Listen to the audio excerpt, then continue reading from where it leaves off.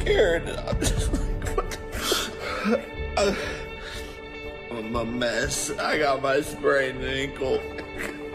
That's the whole point of this fight. It creates conversation, barbershop conversations, taxi conversations, airplane conversations, and that's what we want. The more people talking about the fight. At the end of the day, I'm a kid with a big heart that wants to change the world, disruptor, and I never took no for an answer, and I'm just chasing my dreams, having fun, and living the American dream, really.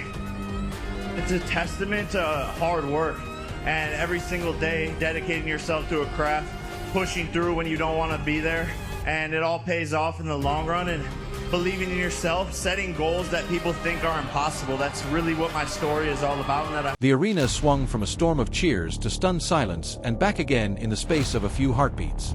Anthony Joshua versus Jake Paul had been billed as a clash of eras, a decorated heavyweight seeking to reclaim his place, and a social media-born fighter who spent years turning spectacle into sporting credibility. When the final bell rang, the internet erupted. Highlight reels flooded feeds, hot takes ignited debates, and pundits dissected the fight frame by frame. In the hours that followed, both men finally spoke, raw, measured, and defiant.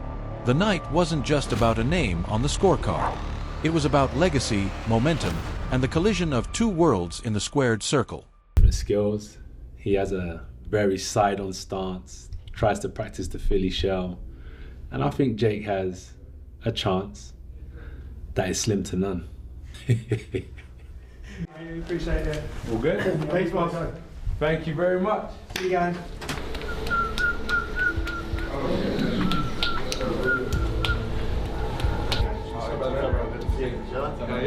Heavyweight of the world! Yeah, can you get my back? No. For the first week of sparring, I had to get comfortable in there and let things slow down and feel the power out and get the confidence to slip, catch, move. There's a unique kind of silence that follows nights like this in boxing. Not the absence of sound, but the pregnant pause before chaos resumes its shape. Trainers checked vitals, doctors made their rounds, and both camps retreated behind closed doors. When public statements finally came, they were personal and unvarnished. Confessions of fatigue, grudging praise, and the kind of measured fury only an athlete can wear. Joshua's words read like a man cataloging every gift and toll the fight had exacted. The missed angles, the rounds that slipped away, the fleeting moments destined to be dissected for years.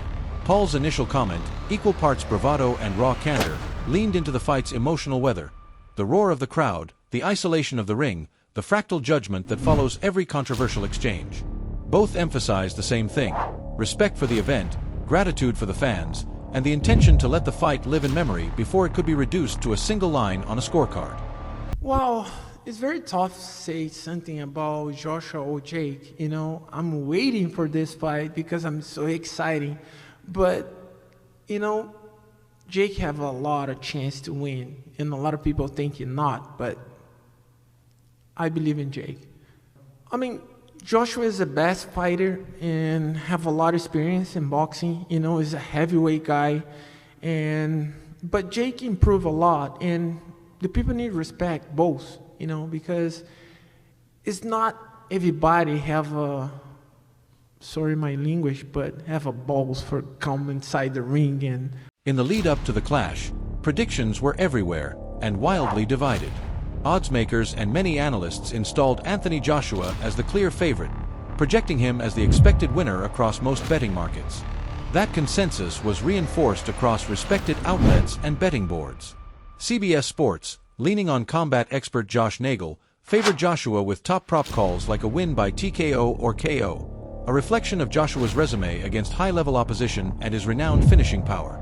Yahoo Sports viewers also flagged Joshua as most likely to stop the fight in the early rounds, citing his experience, the occasion itself, and how a referee might tilt the scales toward the seasoned heavyweight.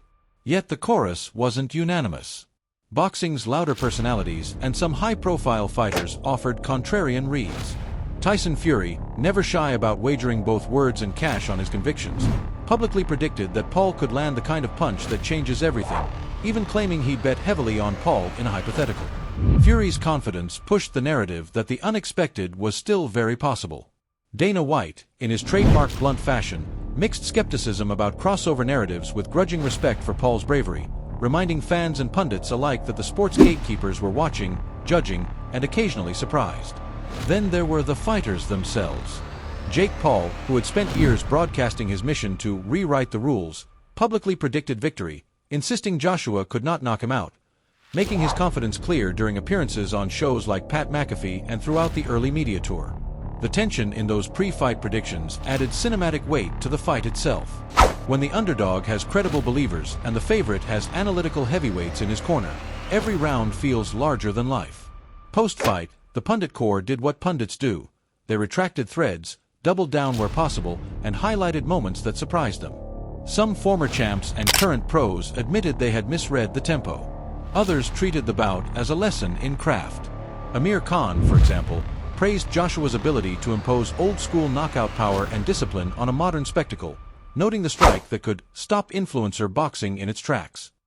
Other fighters and analysts dissected technical adjustments, ring generalship, and the rare moments where crowd energy inverted expectations. What stood out was the honesty. Few attempted to paper over mistakes. Instead, many used the fight as a case study in preparation. How to face a social media-born fighter with sharp timing honed against experienced fringe pros, and how a veteran like Joshua must prepare for both physical and narrative threats, the kind that can sway officials, broadcasters, and momentum. You see those big discrepancy in skill. Sometimes the better fighter carries the other fighter, or maybe goes a little easier.